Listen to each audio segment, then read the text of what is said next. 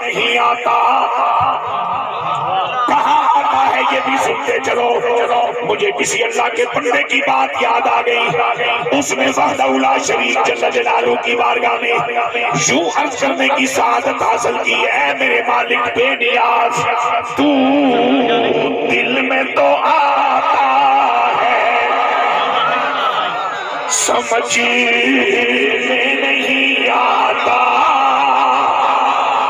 تو دل میں تو آتا ہے، سمجھ میں نہیں آتا، بس جان گیا میں تیری پہچان یہی ہے، بس جان گیا میں تیری پہچان یہی ہے، دل سن کے تیرا نام دھڑکتا ہے ادب سے،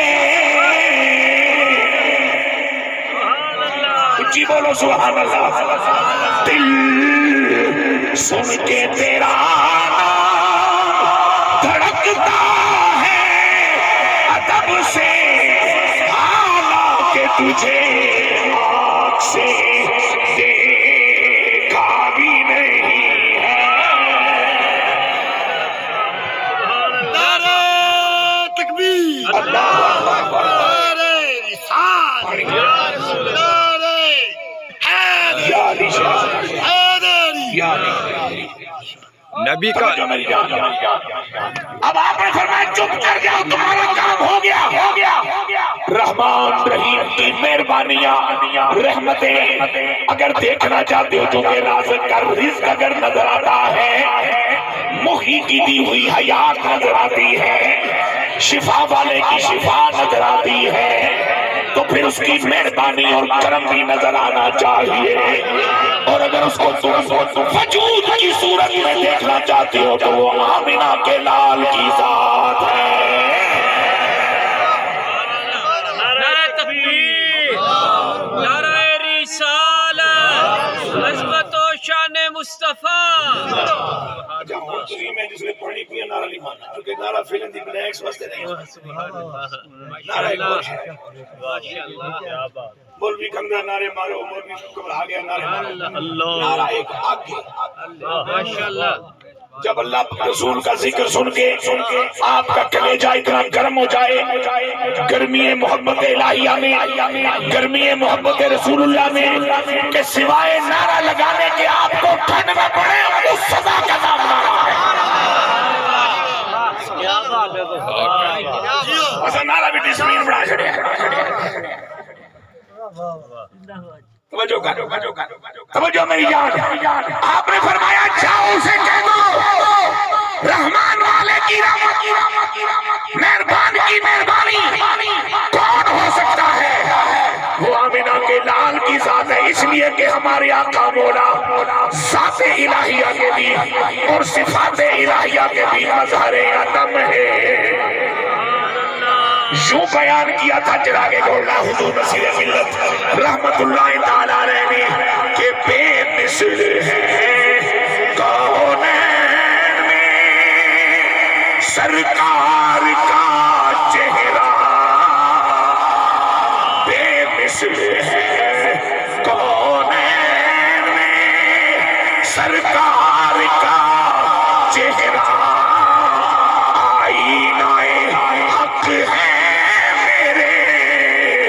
مختار کا چہرہ، بے مثل ہے۔ پوچھا کسی سائل نے کہ کیا چیز ہے حاصل، سبحان اللہ، کیا بات۔ پوچھا کسی سائل نے کہ کیا چیز ہے حاصل، صدیق نے برجستہ کہا یار کا چہرہ، آئینہ حق ہے میرے مختار کا چہرہ۔ ماشاءاللہ، ماشاءاللہ۔ توجہ میری جان، اب وہ ہے منان جس طرح رحمان کی رحمت، مہربان کی مہربانیاں، رازق کا رزق سمجھا اور دیکھا جانا ضروری ہے تاکہ توحید کے زمرے میں ایمان کی تکمیل ہی نہ ہو بلکہ مدارج پڑھتے بھی چلے جائے. اس لیے منان کا من سمجھنا بھی ضروری ہے.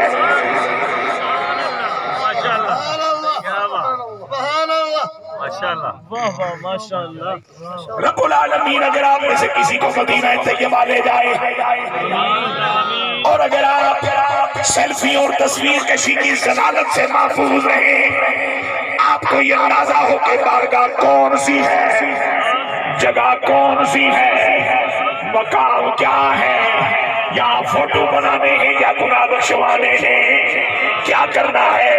تو پھر چلے جائیے مسجد نبوی کے اس ایریے میں جو ترک اہل ایمان کے ہاتھوں تعمیر شدہ ہے. آپ کو میرے حضور علیہ الصلوۃ والسلام کے کچھ صفاتی نام لکھے ہوئے نظر آئیں گے. رسم الخط بڑا عجیب سا ہے، ذرا توجہ کے ساتھ پڑھنا پڑے گا. میں وہ صفاتی نام دہرانا چاہتا ہوں جو الحمدللہ زیارت بھی کر کے آیا، یاد بھی کر کے آیا، حفظ بھی کر کے آیا.